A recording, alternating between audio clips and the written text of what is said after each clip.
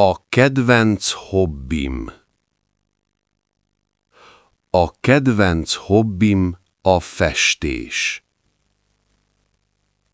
Nagyon szeretek sokféle színt használni,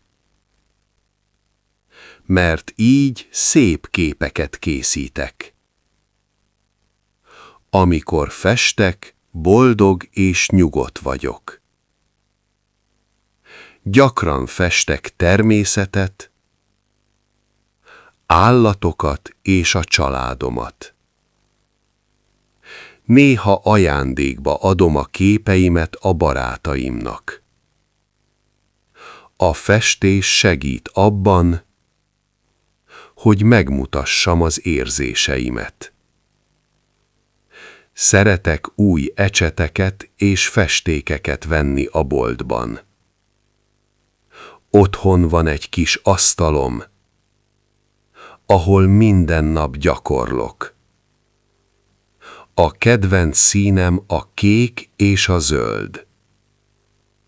Ha kész egy kép, kiteszem a falra a szobámban. A festés kreatív dolog, és mindenki meg tudja tanulni.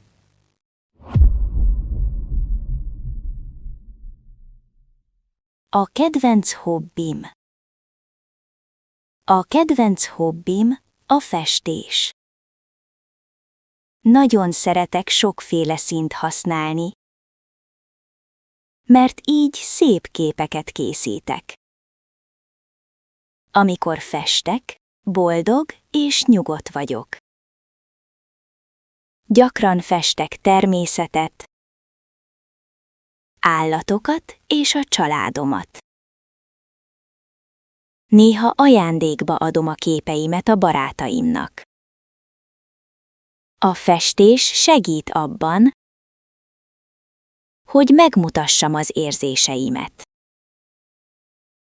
Szeretek új ecseteket és festékeket venni a boltban. Otthon van egy kis asztalom, ahol minden nap gyakorlok. A kedvenc színem a kék és a zöld. Ha kész egy kép, kiteszem a falra a szobámban.